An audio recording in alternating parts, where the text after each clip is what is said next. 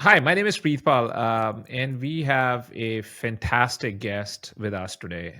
Name's Jeff, Jeff Siegel. Jeff, why don't you take a second and introduce yourself? So I help men overcome bad habits, develop a more balanced and sustainable lifestyle through mindset coaching, nutrition coaching, exercise coaching, and really taking a holistic approach to how do we change our behavior sustainably, right? So not just quick fixes, not just more information, but transformation. And this comes from years of experience working with clients, background of education, development, and then also my own experience, in working with my health, and really making sure that I'm taking good care of my mind and my body. Yeah.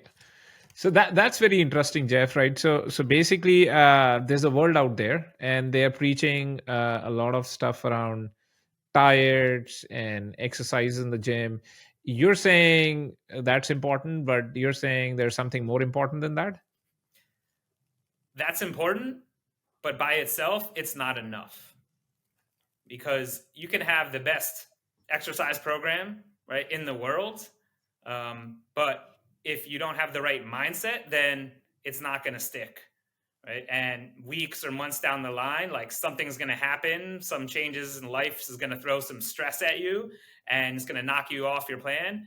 And you don't have the mental resilience or the emotional awareness to really deal with that sort of challenge when it happens.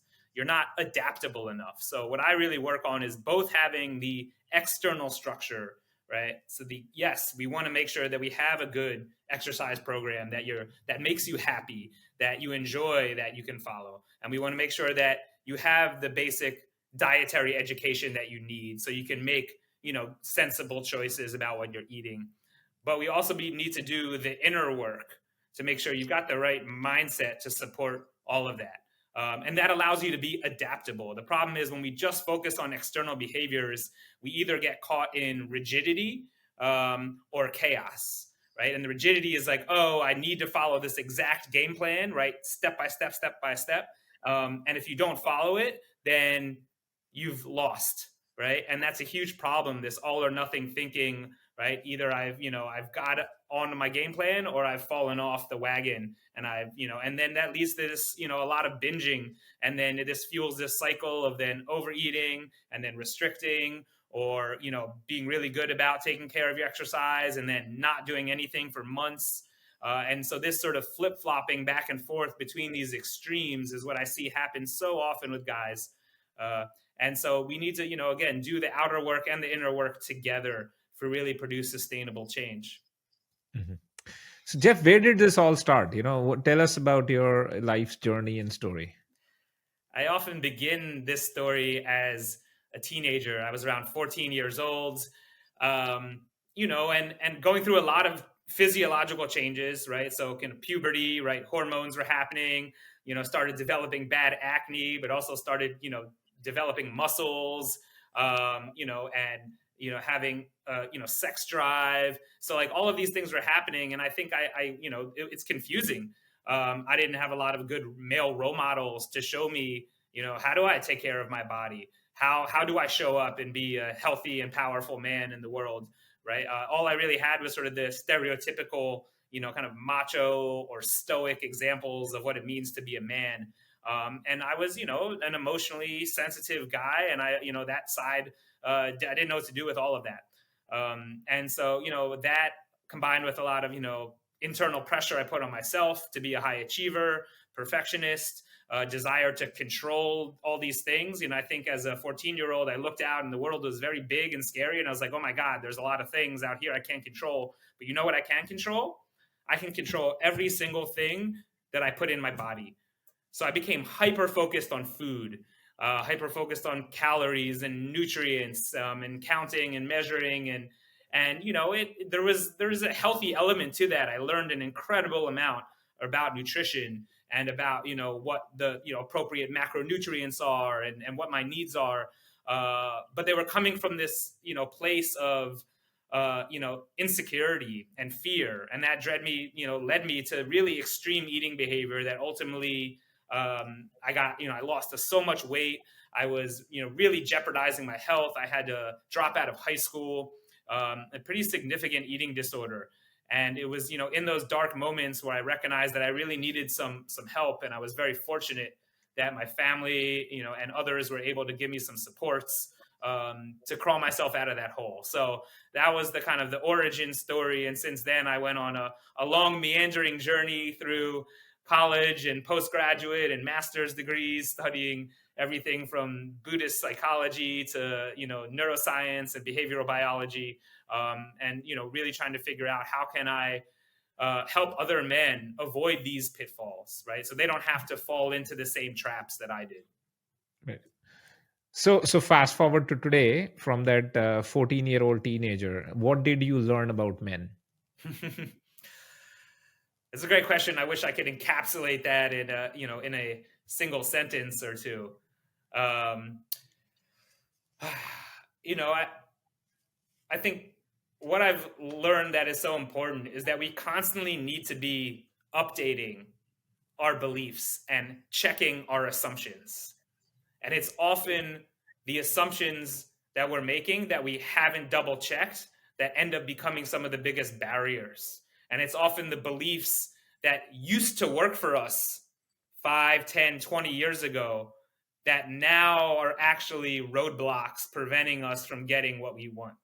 And this is what's so hard is I find a lot of people, they develop it. If we just use food as an example, right? You develop certain eating habits, when you're a teenager or when you're in your 20s, and they might work for you at that point in time based upon your body, your metabolism, based upon your lifestyle, your activity, based upon your finances, right? But obviously when you're 30, when you're 40, when you're 50, you can't keep eating the same way that you did when you were 20.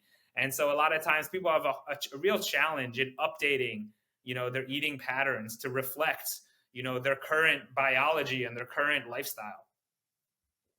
Yeah. I think that's a very interesting phenomenon which you just talked about, and add to that we men, we tend to oscillate between being that machoistic role model for whoever is around us, or that stoic silence which is eating up all the pressures of the world. And as we all know, stoicism teaches us to be more restrained and controlled and all that. I just feel like I had to say this on your comment, which is, men are generational in nature. Like, if you're living in a certain time, and that time promotes a certain prototype of a male, we all try to conform to that thing. And we men are also a children of conviction, so we hold certain things very, very dear to our heart, and we try to kind of live up to it, right? Whether that was our father or the genre of movies we saw at that point of time, so on and so forth. But I think life has a different manifestation altogether versus these templates, right? So I think we all kind of struggle, and we navigate through that process of what that template looks like as a man, and what it should be based on science and biology and all that. So the fact that you've been meandering through the woods and trying out so many things, is pretty interesting. So I would love to double click into where did you meander, what did you learn, right? So first right off the bat, right? So I think you are different than some of the folks I spoke to before. So eat more broccoli doesn't work. What works?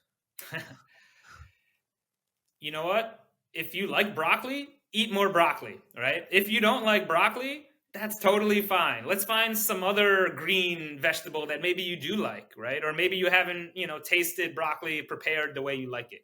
So, what I think that what often happens is we spend too much time focusing the conversation on food and like Right. good food, bad food, or eat this, don't eat that.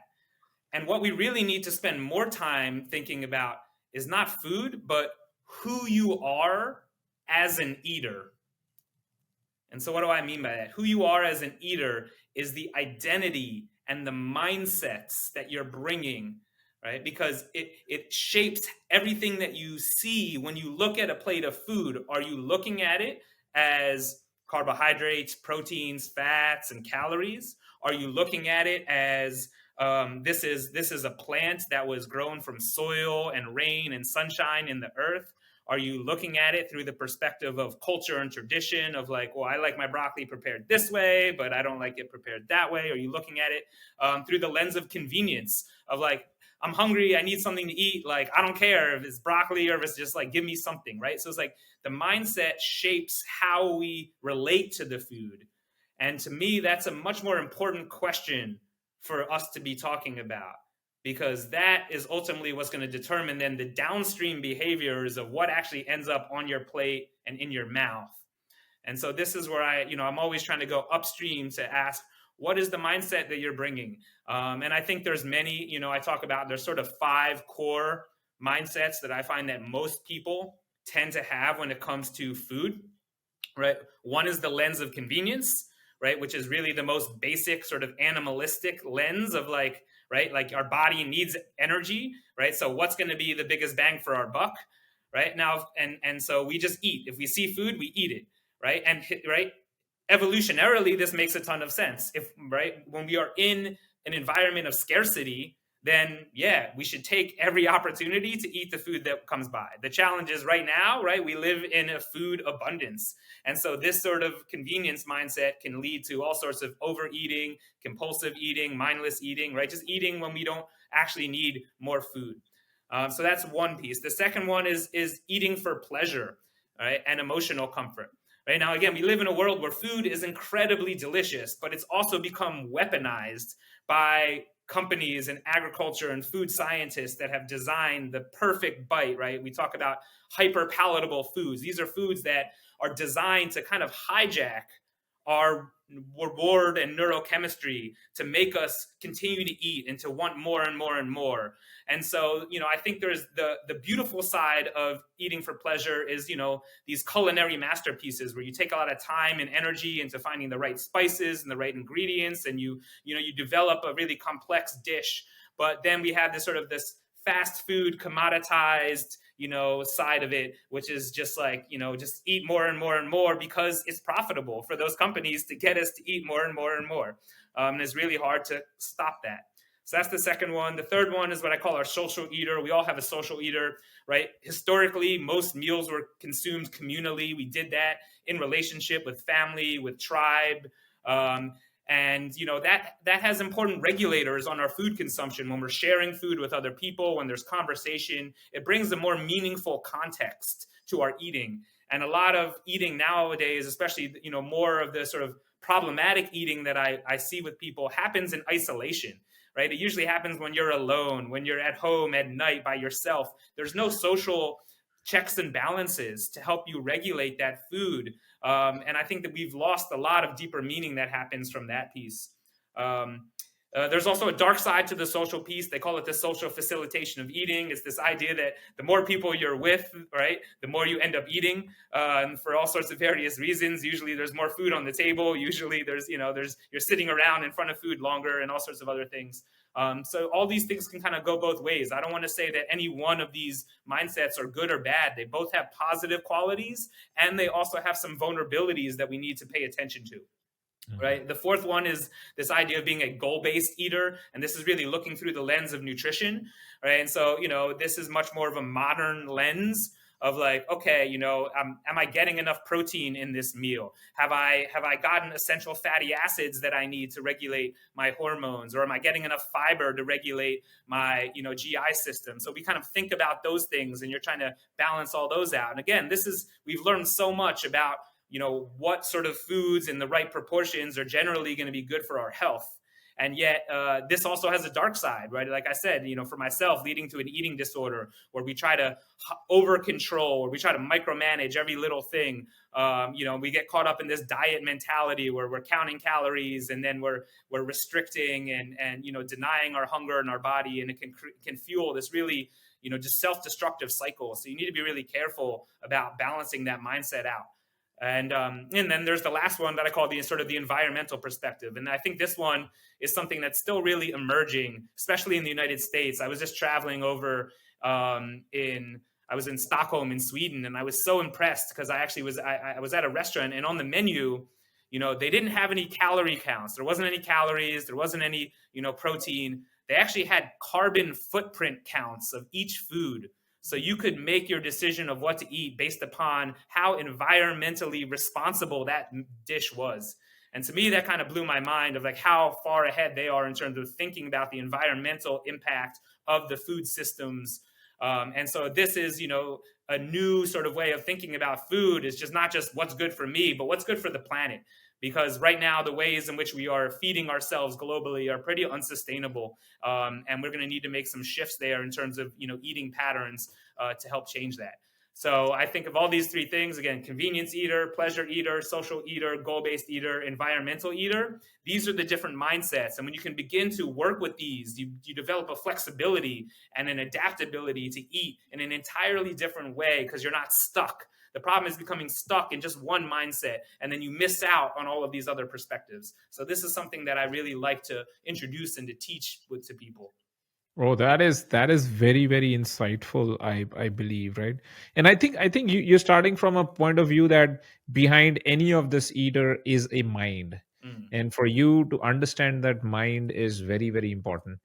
Um, do you believe that this mind changes as you age, or it sort of remains fixated around a particular pattern, right? For example, if I was 18-year-old and my testosterone is peaking and I'm wanting to show off my abs and everything else to the opposite sex or whatever, Mm-hmm. I might be a goal based eater, right?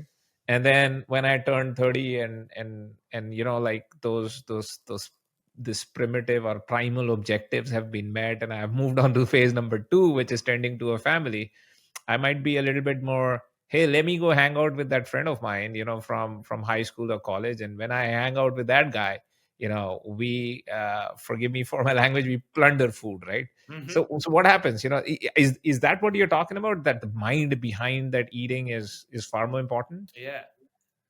I think this is a question for every listener, right? Is, are you still eating the same way that you ate 10 years ago? Or has that changed, right? And are you still thinking about food the same way that you did 10 years ago? Or has that changed, right? And for some people, it might be the same. But I do believe there is a bit of a developmental evolution that happens, right? One of the key tenets of, adult developmental psychology is that, your mindset doesn't just stop growing when you turn 18 or 21, right? Like it continues to evolve as an adult. The difference is, right, you need to put in the work to evolve it. You need to educate yourself and you need to do some work to make sure that you're constantly growing. And a lot of times that, people don't do that. And again, to no fault of their own. We don't live in a society that supports that kind of work.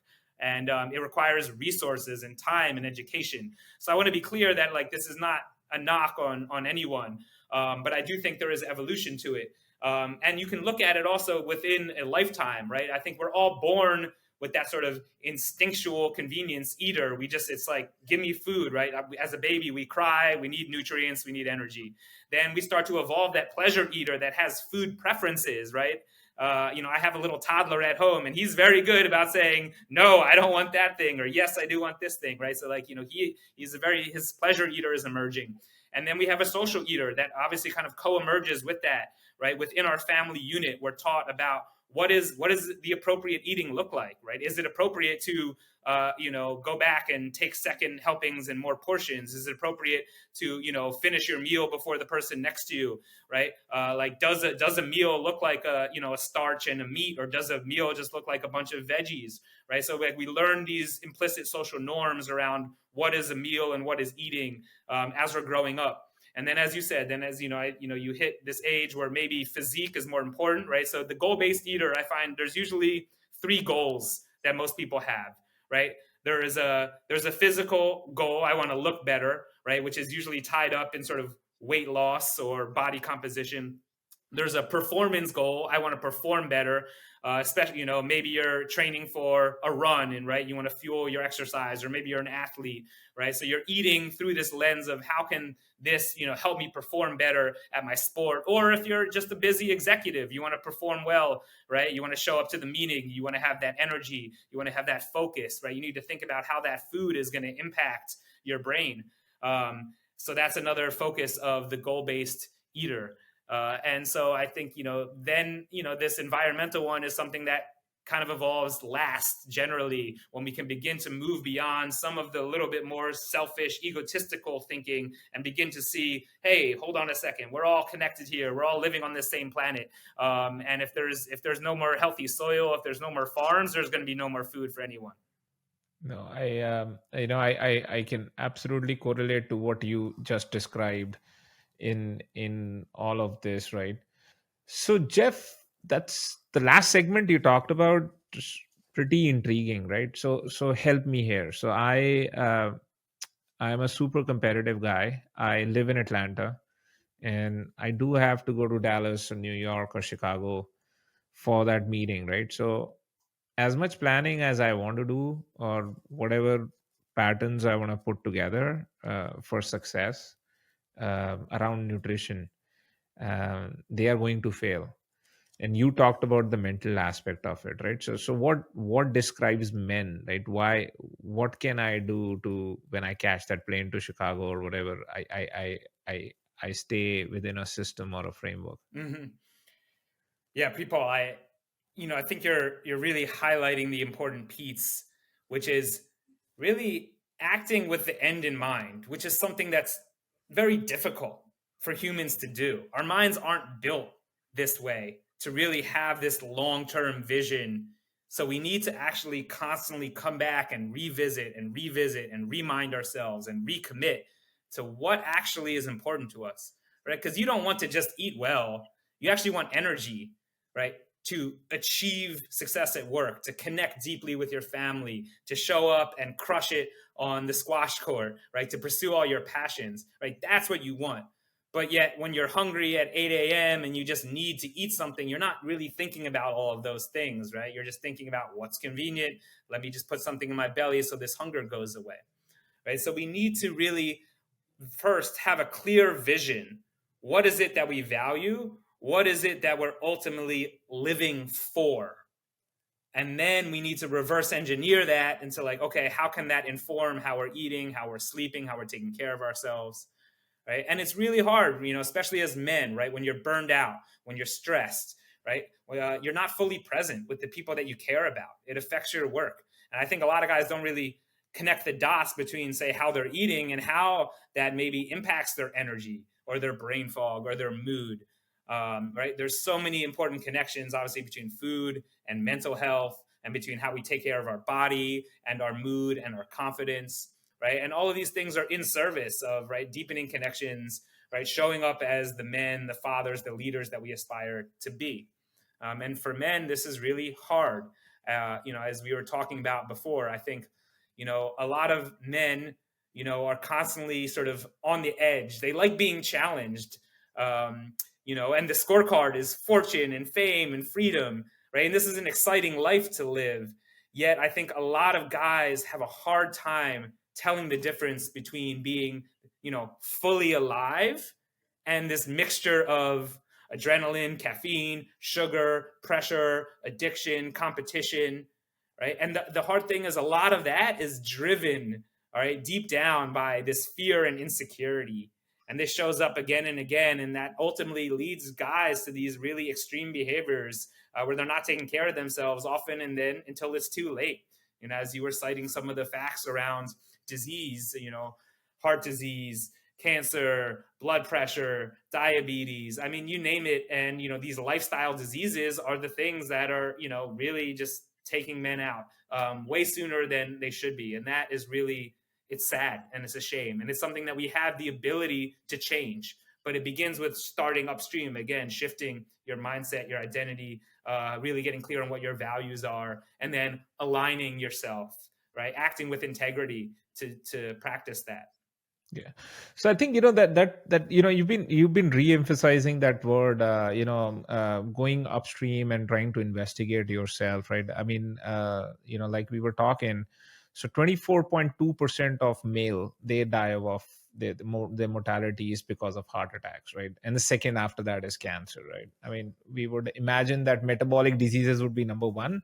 I mean, and yes, I would argue that heart attacks are also metabolic diseases, but But I guess there is that lurking suspicion about mental health and how we men think about our mental health, right?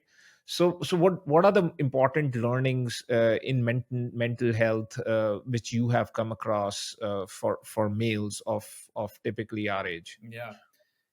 Uh, the first is a radical self honesty, right? Really being honest with yourself about what you are, not doing in terms of taking care of yourself, right? Like if you're not sleeping, right? If you're not eating well, right? If right, whatever it is, those behaviors, right? Like I think deep down we all know, right? Like when you're drinking too much, you know it, right?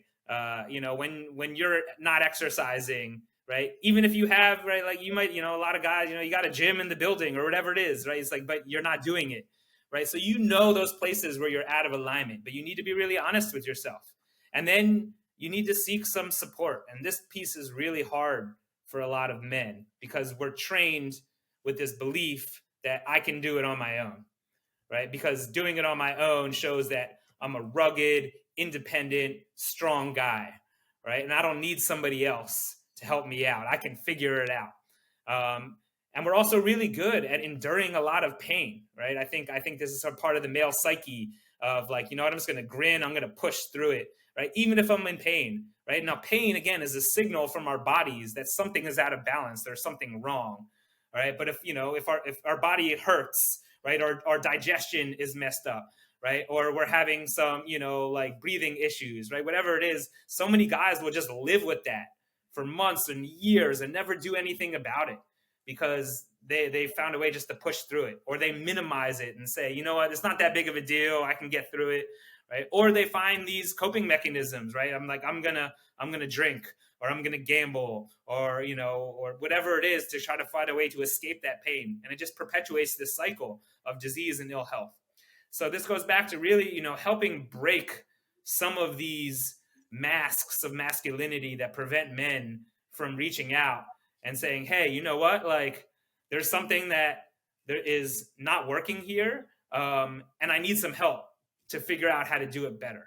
And I always say, is like, I work with so many smart, intelligent men, and I'm sure everybody here listening to this podcast is one of them, right? But I'm like, if you, right, could figure out how to do this on your own, you would have already done it by now, right? And if it's still a problem for you, right, and this problem has been going on for months and years, right, it's not that you're just going to wake up tomorrow and magically somehow that problem's going to go away, or you're going to have somehow the willpower or something to fix it. No, it's like you need something fundamental, and that needs to come from the outside. An object in motion will stay in motion. This is the most fundamental physical principle. You're on a Totally. path. We're all on a path. You're going to keep staying on that path until an outside force causes you to change directions. So if you get really honest and you see that your path is taking you down this route of disease and ill health, all right, then you can't just wait for some sort of magical thing to put you on a new path. You need to go out and ask for help, find a coach, find supports, get the resources you need, talk about your issues. That doesn't make you any less of a man. And I think that piece is really, really critical, right? That it's like you can be vulnerable and still be an incredibly strong, mature, gracious, courageous, compassionate man, right? And this is like of all of, is a new template going back what we're talking about. We need a new template of manhood that really evolves us beyond some of the ones that we've inherited from previous generations. Yeah, and I mean, just to summarize your thought, I think these are the challenges we men face these days, right? We are super competitive. We live in a lot of denial. We develop our own coping mechanisms. We like that the camel in the tent, right? Thinking that there's no sandstorm out there, right? So that coping mechanism is that piece. We we we do a lot of endurance type thinking things, sorry. And we think of it like, this is part of my job description. And then I think these are what we kind of suffer from on a daily basis, right? And that, would you call that as a as a superficial thing for mental health, or is that something else? I think what you're describing is often what I refer to as like man box mindsets, right? We put ourselves in these boxes, um, right, that are familiar, they're comfortable, they're safe, right? At the most fundamental biological and emotional level, we all just want to be safe. And a lot of these habits, right, of like eating too much, drinking too much, right, maybe having an over sedentary lifestyle, right? These sort of things, like they keep us safe, and yet in a long-term perspective, right, they're actually undermining our health and our happiness. All right, and that's where it's hard because we have these competing desires, we have these competing parts within ourselves. One part wants to be safe and comfortable right now, and another part wants to feel alive and energized 10 years from now. And these two parts, all right, totally want different things at different times, right? So it's like, how do we get them in conversation with each other, right? So this shift from control to collaboration is an important one that I work on with a lot of men, right? Again, a part of, I think, the mindset that a lot of men grow up with, right, and that we're taught socially, right, is sort of mind over matter. This is the modernist paradigm, right? It's like, well, I can think my way through it. I can mentally solve it, push my way through it. If I just have the mental fortitude, I can get my body to do whatever the hell I want it to do, right? And in the short term, yes, that's true, right? And there are situations where that, extra bit of mental grit is really important. Yet, right, when that's the only way we relate to our bodies is through that domination, right, then it makes sense that our bodies are going to rebel, right? Because they've always been this sort of victimized by our mind that says, go here, do this, all right. And like, think about all the things that you eat, all the crap that you forced your body to digest over all these years, right? And your body had no say in it, right? It's not very happy. So we need to start collaborating with our bodies. Like, we're on the same team. Fundamentally, our consciousness is so intertwined with our body and physiology. We need to think of these things as one. And when we flip that mindset, right, we're not some separate minds drifting around controlling a body, right? We are body emerging as mind at the same time. And it's that change that then puts us in a different relationship where we then have a different sense of responsibility to what does it mean to take care of ourselves. It's not just checking off a box, right? It's actually showing up physically, mentally, emotionally aligned as the type of person you want to be on this planet. So Jeff, we talked about two things, right? We talked about our mental challenges, call them mental health. We talked a little bit about nutrition and the various things which you need to understand to your concept of going upstream. So let's focus a little bit on how do you get this done, right? So do you have a framework in mind which is strategic, long term? By the way, what is the definition of long term? And then would you have something which is more tactical, which can give me rewards tomorrow? Yeah. I mean, this is a lifelong journey that is always evolving. And I say this, right? Like, your body is always changing. So we always need, again, to be in conversation and collaboration to figure out, what do I need now? That being said, right, it's like, we're all going to wake up tomorrow morning and we're going to want to eat something, right? Are we going to exercise that day? How are we going to spend this day? What are the thoughts that are going to go through our head, right? All this is going to impact our health. So as I said, diet and exercise are extremely important. However, I find that we tend to over focus the conversation on those. So there's actually three other pieces that I like to address first, right? So if you came to me and said, hey, like, I recognize I'm not on a good path, my life feels out of balance, I don't feel healthy and fit, all right? And so the three things that I'm going to work with you first is going to be sleep, screens, and social support. So you got three S's.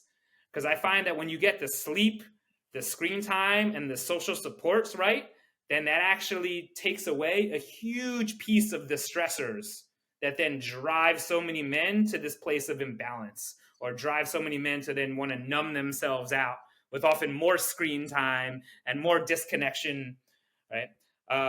Right. So, but when you can get these pieces together, it's key. Now, again, the screen thing, right? Some of it is for work that you can't avoid, but there's a lot of screen stuff. And I'm not just saying that you shouldn't be on screens, but being mindful about A, how much screen time you have. B, what are you consuming through that screen time, right? What are you feeding your mind? As important as what you're feeding your body in terms of the media, the social media, the things you're reading, right?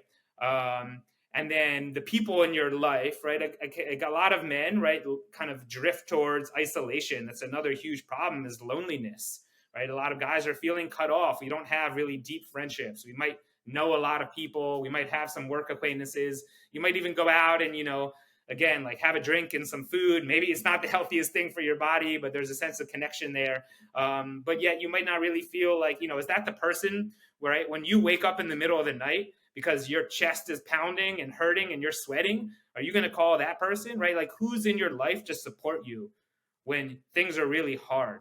And this goes back to this idea of like, well, guess what? We're all going to die at some point. We just don't know when. Right? And when we start to really recognize that, hey, our time on this planet is very finite. We're talking weeks. We're talking hours, right? We only have so many hours here. So what do you want to do with that time? And when you're on your deathbed looking back, how do you want to look back on your life? What regrets are you going to have? That's important to take that. That's the long view. So that goes back to, all right, how am I managing my screen time? What kind of social connection do I have, or connection with nature that helps me feel grounded? And then, am I getting enough restful sleep? I think the sleep piece is key.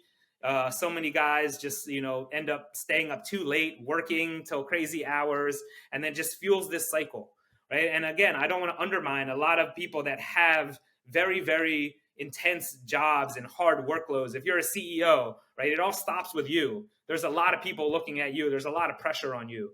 And so obviously there are certain times where, you might have a sleepless night, but when you let that turn into your lifestyle, where that becomes the norm, right, where you don't even try to get a good night's sleep, right, like now you're setting yourself up for failure, because every morning you're waking up and your battery is already drained, and you're never going to be able to make good decisions for your business, for your food, right? You're never going to be able to really take good care of yourself. So I really try to focus on the sleep piece.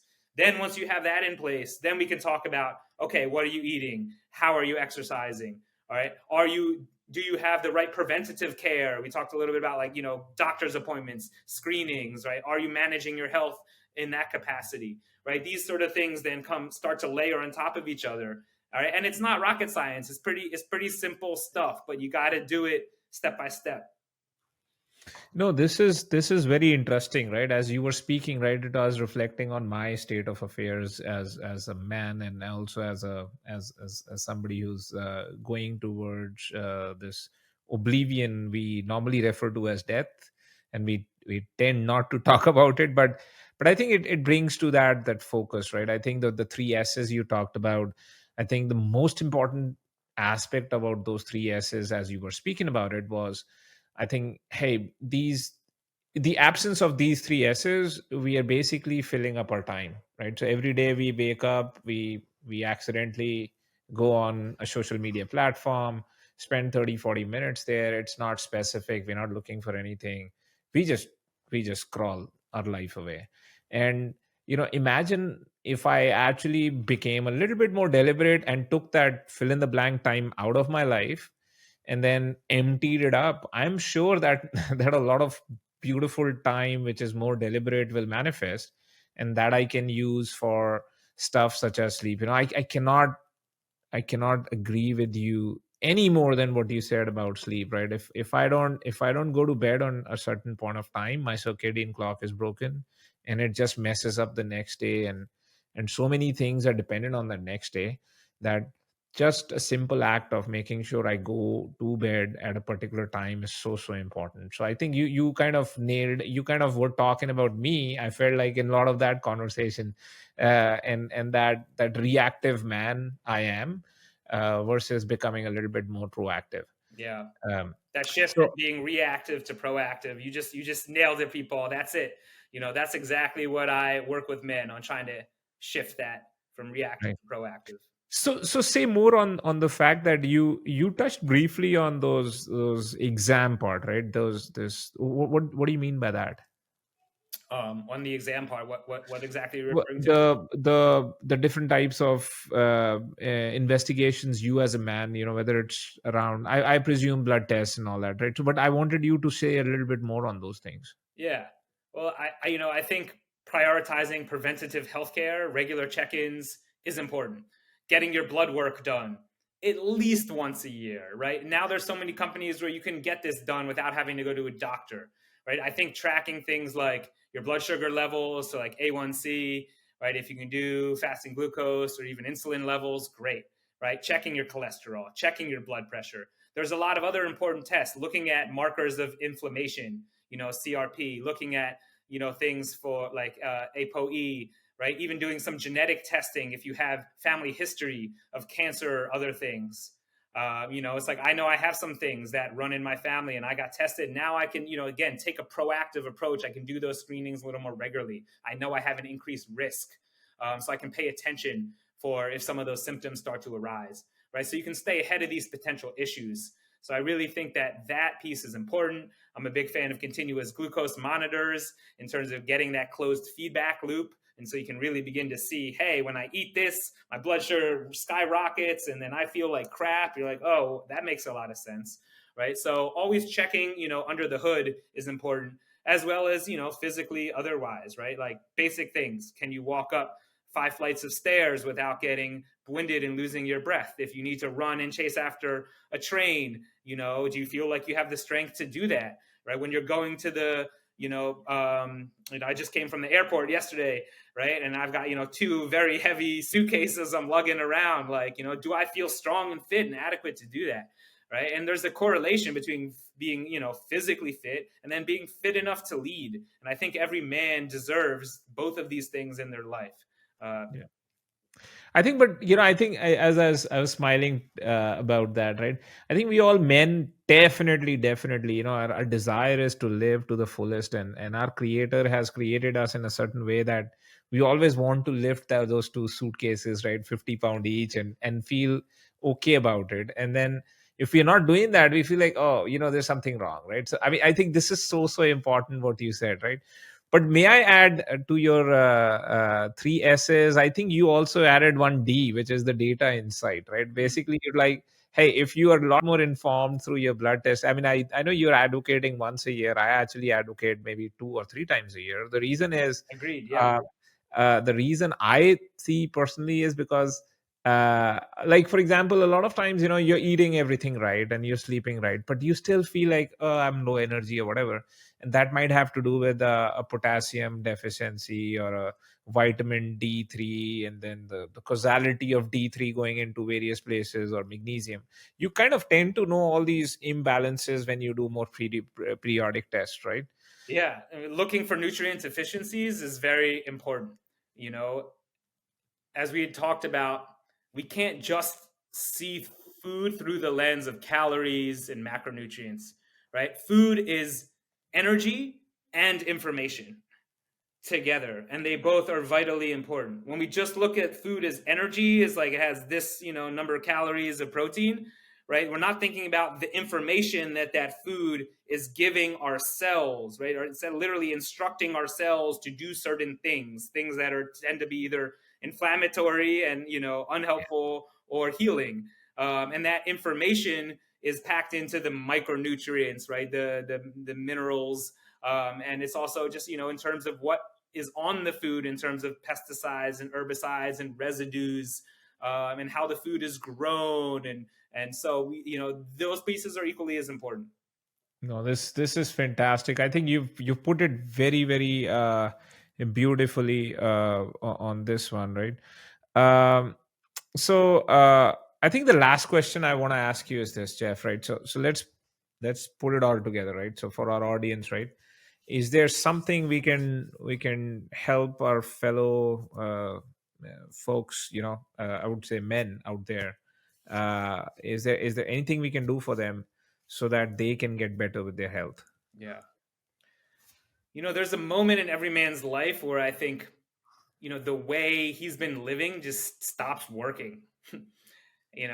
And sometimes that trigger is waking up and looking in the mirror and being like, oh my God, like I don't like what I see. Sometimes it's the putting on that suit that fit for so many years, and now you're struggling to button it up. Sometimes it's the trying to like lift up your kid and recognizing you can't bend over without your back hurting, right? Like whatever that trigger is for you that makes you realize, hold on, right? Like the way I've been living is not working anymore. It might feel like burnout, it might feel like frustration, or just this nagging sense that like you're not living up to your potential. And if you've been feeling that pull, right, that's a call for you to move beyond, right? But you're not meant to do it alone. We're not meant to go on this journey alone. You don't have to do it on your own. In fact, if you could have done it on your own, you would have done it, right? And so I think this is this idea again, the social support piece, super, super important here. No, that's fantastic, right, Jeff? I think your conversation has been very, very fruitful. Really, really enjoyed the insights, and definitely, I think you've worked with a lot of individuals out there, and you really understand what we go through as Americans. So, thank you for your time. You're welcome. Yeah, I work with a lot of high performing men. I know what actually causes sustainable transformation, not just these surface level fixes. And it means again doing this deep inner work to break free from these man box mindsets and these beliefs that no longer serve you. Right. So if you're the type of guy who is tired of numbing himself out with work or with food or with drinking, and you want to connect with your real strength, or if you feel like you've been carrying around too much and can't figure out how to set boundaries, or you're just burning out, right? You need a more sustainable way to live and succeed. Reach out, and I'm happy to connect with you. Yep, definitely. I think Jeff is a fantastic resource in the community. I would love for all of you guys to hit him up as well. He also runs some very fantastic programs for fellows like me. So thank you, Jeff. Thank you, Appreciate it. people.